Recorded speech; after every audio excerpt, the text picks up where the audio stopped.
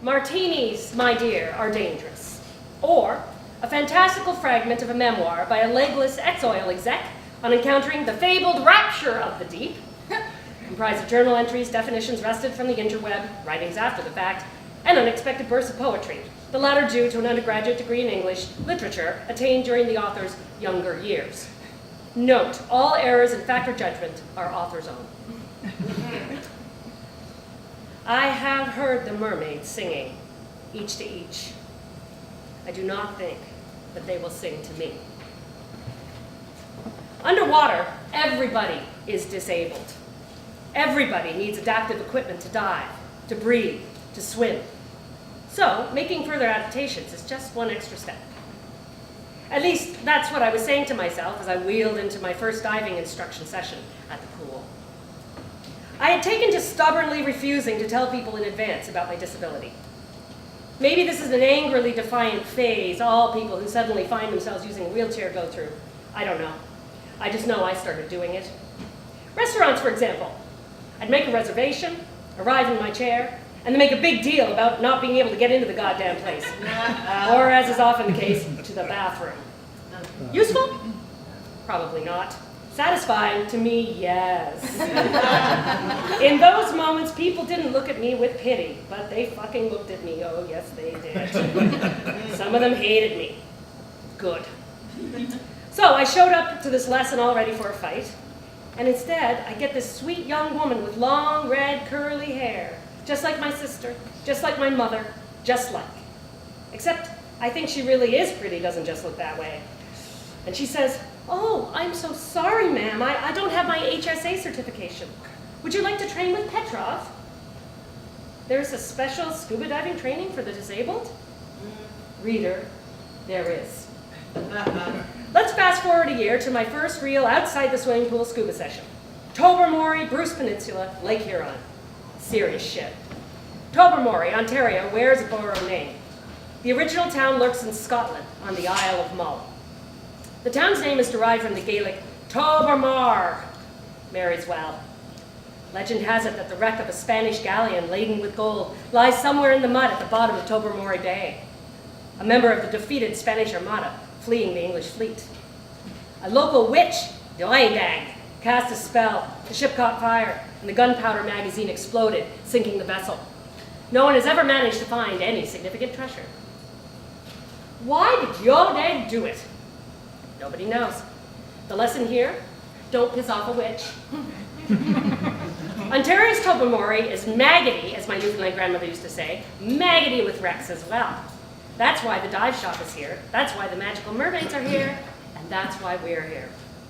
Reader, we are here for treasure. There's a group of us, a ragtag bunch who all graduated with water wings from dive instruction in Toronto. With us is Petrov, our dive instructor. He organized this trip 300 kilometers northwest of Toronto, and he hired an accessible minivan and everything just for me.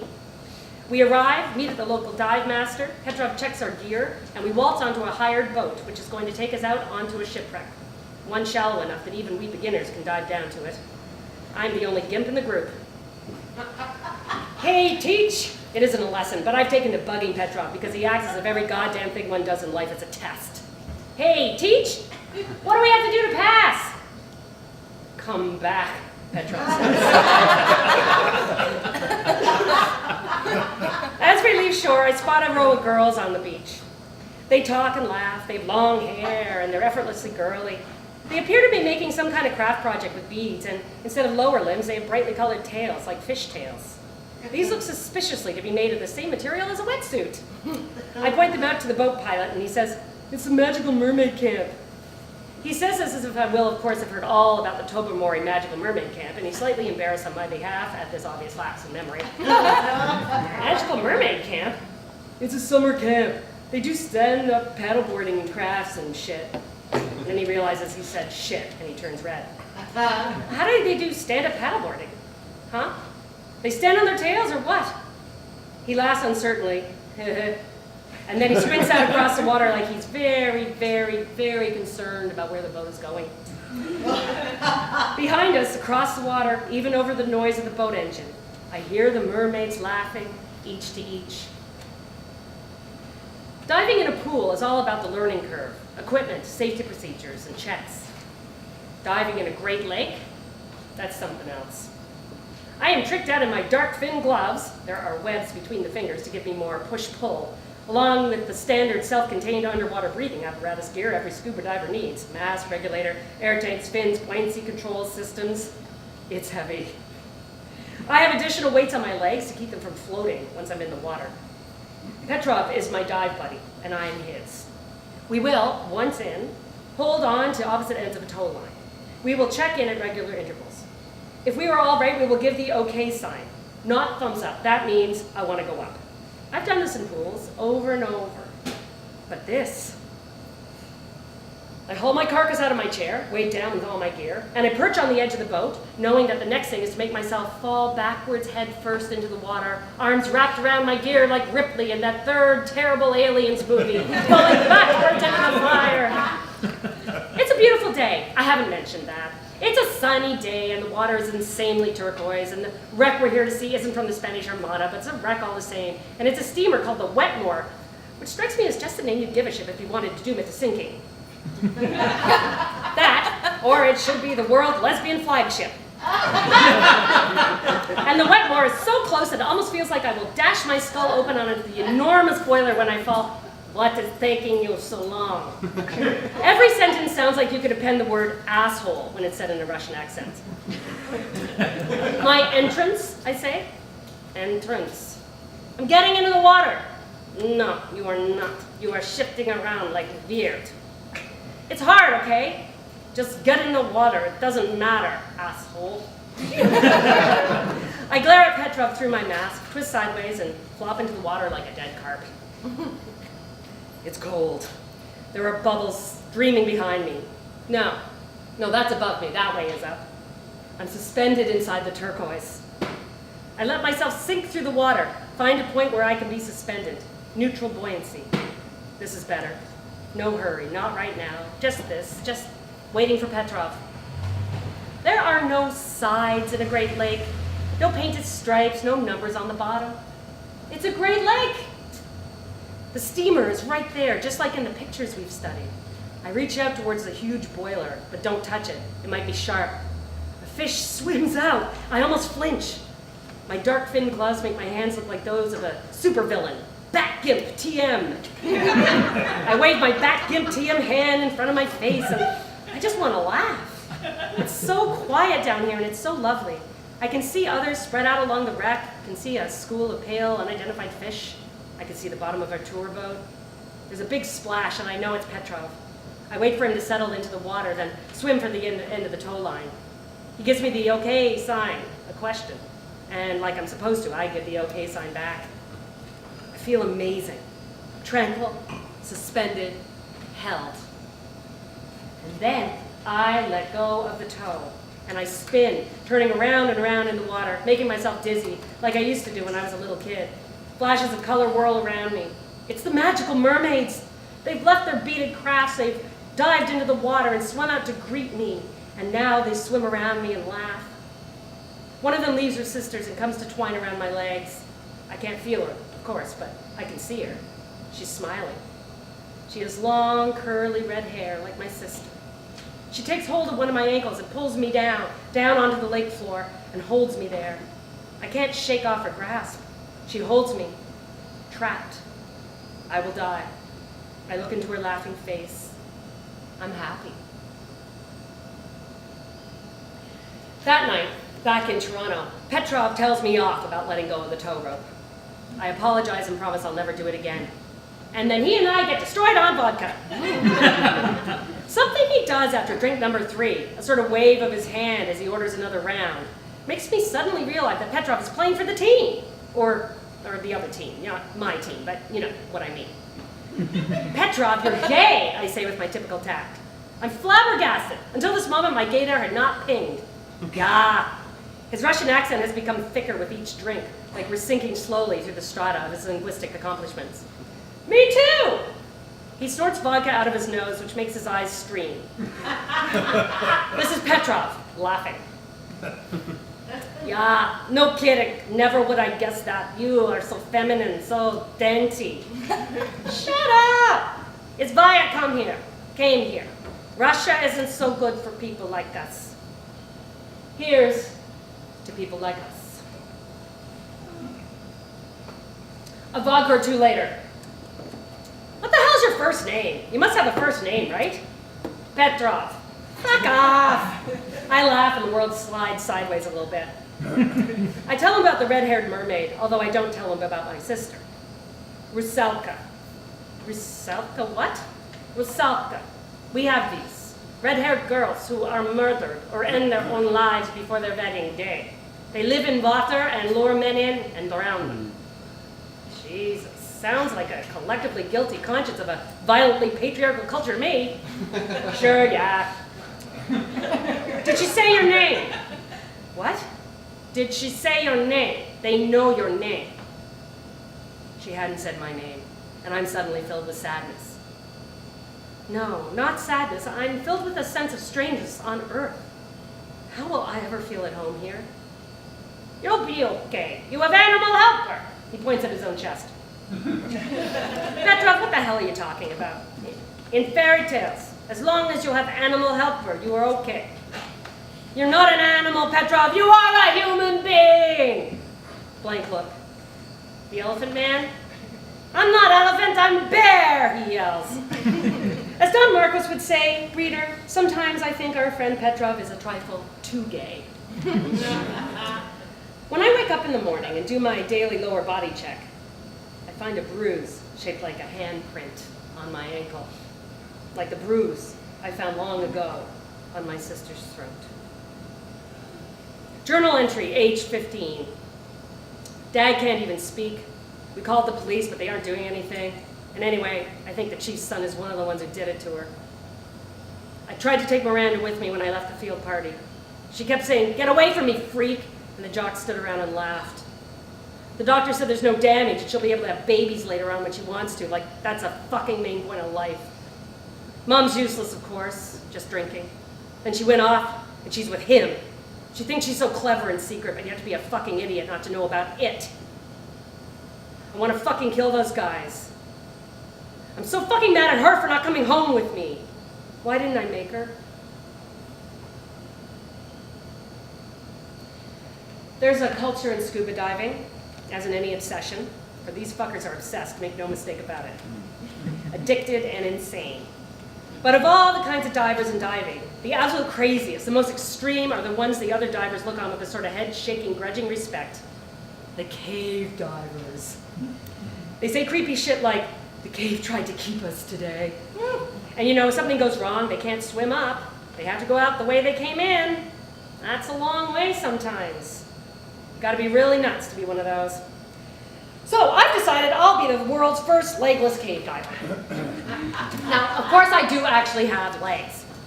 They just aren't of any use to me at present, so I call myself legless. Reminds me of the old days, the field parties, before field parties became a war zone.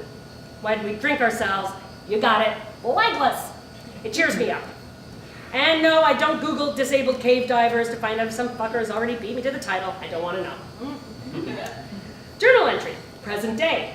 Written on the tarmac in St. John's, Newfoundland, while awaiting deplaning, as they call it, as in for most people, and in my own days of yore, walking off the plane, and now for me, consisting of waiting to have my titanium travel chair brought to me. Thank you very much. Slept on the flight, Gravol and gin. Hallucinatory dream of M wearing a silver sequin dress, a man picking her up like a bride, and the dress grew longer until it swirled behind her like a silver tail. She was laughing or terrified, I couldn't tell which. They disappeared through a doorway into the water. The house was underwater. I tried to go after them, and then I remembered I can't walk. My first dream where I can. 5 years. She who will not be named sent me another poison text yesterday. Wants to be maintained in a lifestyle to which she has very much become fucking accustomed.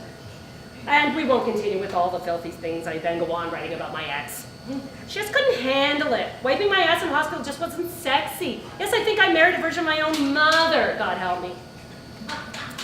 I left my father at his Toronto condo under excellent care, and I'm on my way to Belle Island. I've told my father I'm on a business trip. Lots of those in my previous life, the life he doesn't know I've left behind. And so it's believable. I'm on my way to Belle Island, because Belle Island, Newfoundland, just a short ferry ride from a place that wears its history on its sleeve by being named Portugal Cove, has abandoned mines, and lots of them. And they are flooded, and one can dive in them. Background information. My mother is less relevant to the present story than the others. She still floats in and out of my father's life, I gather. Less now, since his diagnosis. Caregiving was never really her bag. So less about her then and more about the others. My beautiful sister, Miranda, recovered physically from the attack, and her teenage wildness turned into the kind of political extremism that is never satisfied. Anti-poverty activism led to vandalism, led to jail time, led to more extremism, worked for various environmental groups, always ending in a dramatic exit. And last I heard she was setting off bombs beneath oil pipelines, and yes, I take that personally. My father is very ill, pancreatic cancer. Right now we're spending my future, he and I. He doesn't know that. For the first time since I came out at the age of 21, I have a secret from my father. He doesn't know that right around the time I began my diving lessons, I quit my job.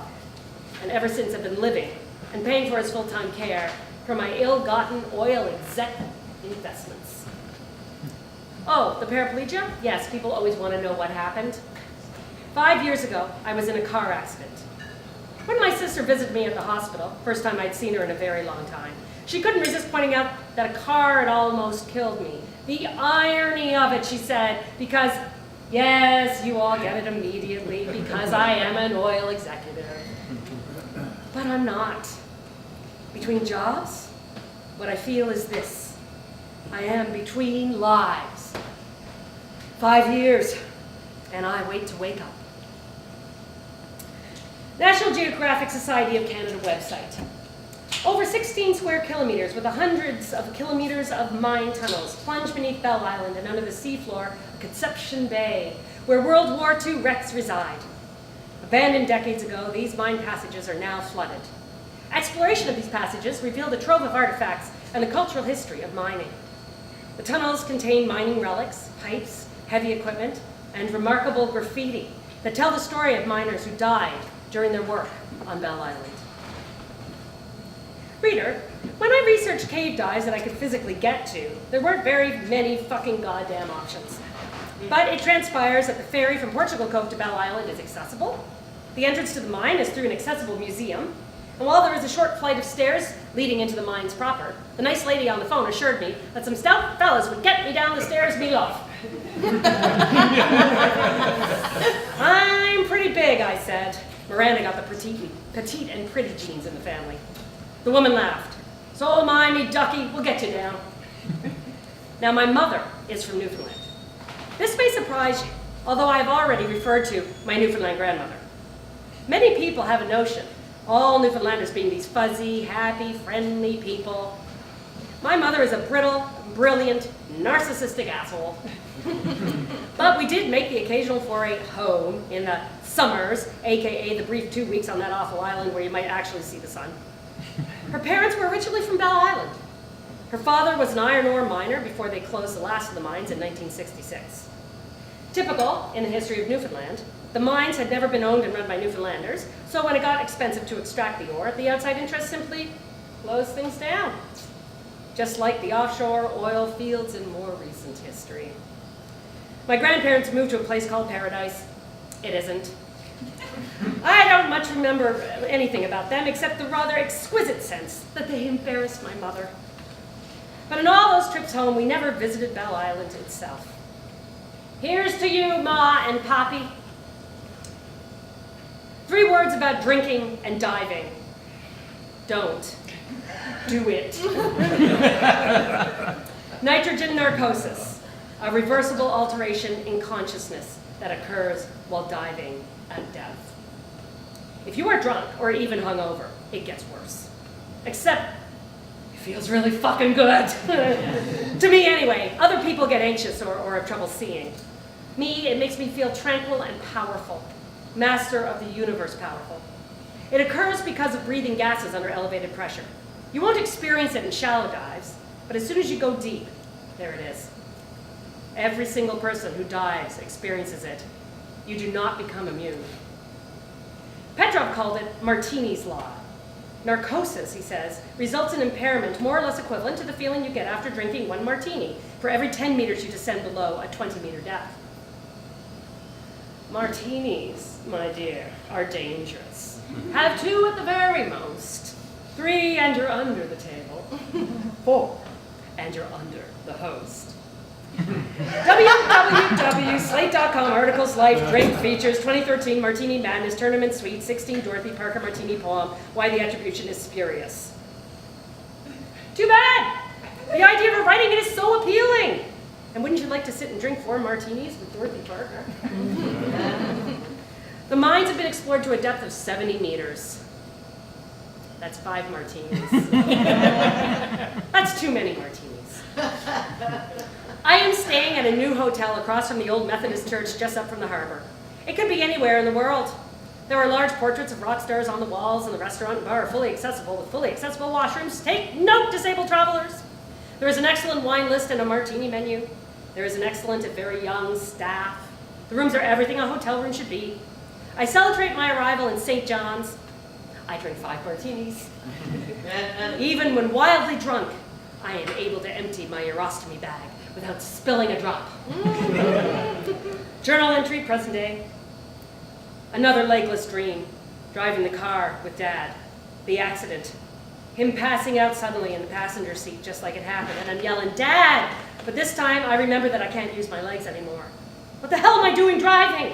And I'm drunk too! We drive into a wall, but it's a wall of water, green as poison. Thought I was drunk enough to avoid dreams. I meet up with Petrov at the ferry terminal in Portugal Cove.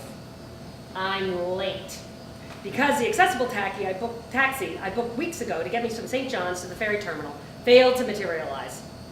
I tore the ear off the dispatcher and got myself a ride, but not fast enough to prevent me from being the last one to the ferry. Petrov's standing on the wharf. He's been here for a week already now, and he told me he's always wanted to check out the mines. A buddy of his was part of the Geographic Society's initial explorations and studies in decompression sickness. I suspect he feels sorry for me. But no, one thing I've learned is divers all just want the dive. If it takes hauling a dead carp around, so be it. He's looking for me, and he's looking worried. It's almost heartwarming. I've never seen Petrov look worried before. The man's got a face like a cliff wall. I'm hungover. I should call the dive. There's no shame in calling the dive. Petrov's law. You must abort if something is wrong. The moment you have almost reached the treasure, but you know you'll have to abort and do, that is what separates the ones who come back from the ones who do not. Asshole. I do not call the dive. Now, everything takes time when you use a wheelchair. The door to the taxi opens slowly, the ramp lowers slowly. I don't wheel down the ramp fucking slowly, however. I shoot out like a round from an AK-47, yelling at the taxi driver, his company is paying him, not me, by God. I hurtle down the steeply sloped road to the wharf, and as filled with rage as I am, I almost hope the driver doesn't hear the filthy rest of what I say. The ferry operators are literally beginning to raise the on-ramp. Lower that ramp, you sons of bitches! They lower the ramp. Petrov does not offer to push me onto the ferry, and I'm glad. Personally, not speaking for all and sundry in the chair, just for me here, although I'd be surprised if anyone would disagree, I hate it when people manhandle my chair without asking, which happens more than you would expect. The ferry lurches towards the red island rising out of the slate-colored waters of Conception Bay. It's humiliating being carried down the stairs, and some brawny local whacks my titanium chair off the side of the huge corrugated metal tube that leads into the mines. It's a terrible clatter. It takes 3 men to haul me down. Petrov takes my feet. I'm glad. He knows I can't feel down there, and I know he'll be careful. It's a relief to settle back into my chair. The dive master is trying her best not to be uncomfortable with the reality of me. We've explored the mines down to a depth of 70 meters, she said, but there's lots more to explore. The mine itself is 1,800 feet deep. It's a maze of tunnels. She's my generation and freely mixes metric and imperial. We've already had an extensive overview of diving in the mines, a safety protocol review, and we've been read the Riot Act about straying from the yellow lines that mark explored territory. We aren't to stir up the fine dust that coats the mine face. face is what the miners call the floor. It will obscure our vision and fuck with the equipment. This mine closed in 1949, the same year Newfoundland, broken by World War II, gave up nationhood and joined Canada. After that, the mines flooded with fresh water. The ocean presses above us, above the blood-red rock. It's dark down here. The dive leader turns off her light and encourages us to do the same. Totally, completely black.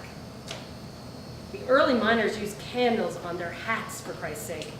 Candles and seal oil lamps. Boys work down here, and ponies. We all have 3 lights on us, 1 to use, and 2 backups. We all know the rule of thirds. A third of our air to get to our destination, a third to get back. Because the final third is for if anything goes wrong. The water is very cold, colder than Tobermory, graveyard cold. Over 100 miners died here over the years. Explosions, runaway carts, and 1 diver on the very first cave dive expedition back in 2007. Embolism. And it's true. You can feel it. We swim by an overturned mining cart, see an ancient headlamp on the ground, vast pumps that used to keep this place dry. We're not to touch anything. Nothing's labeled. I'm glad. Petrov turns to me from his end of the tow line and gives me the okay sign, and I okay him back. We're moving slowly. The other divers disappear around a corner. Darkness sweeps around us, accepting a small, warm, wavering obloid from our headlamp. The miners painted numbers on the walls to tell them what level they were on, for they feared getting lost. Me, I fear that I won't. 38.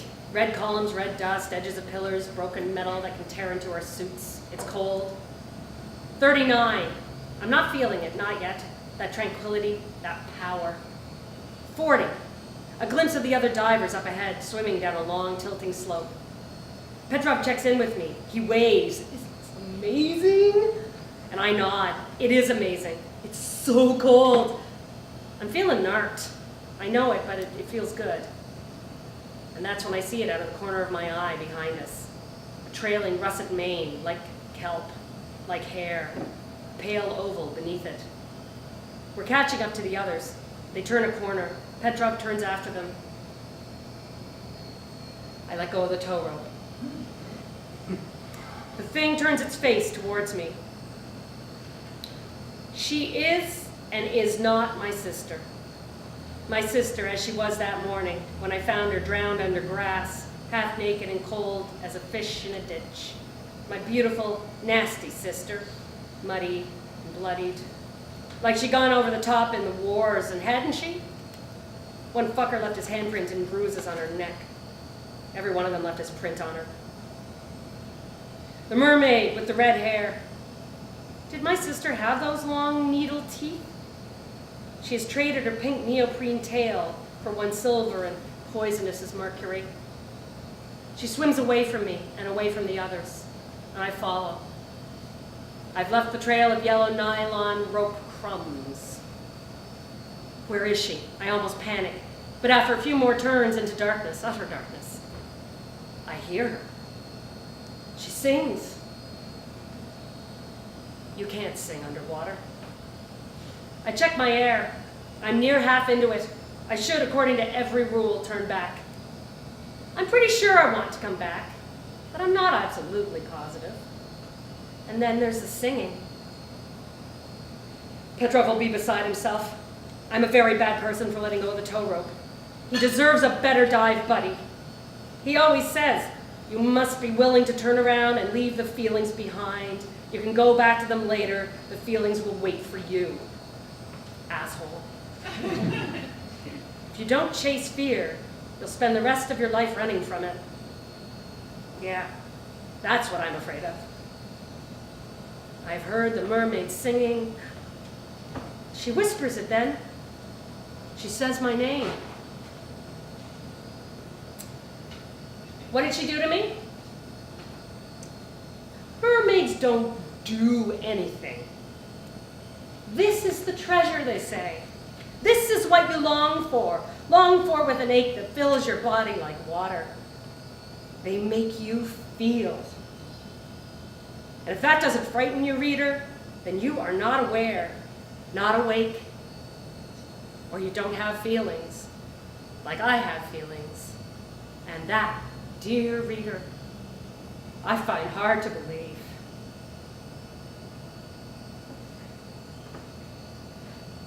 I have seen them riding seaward on the waves, combing the white hair of the waves, blowing back when the wind blows the water white and black.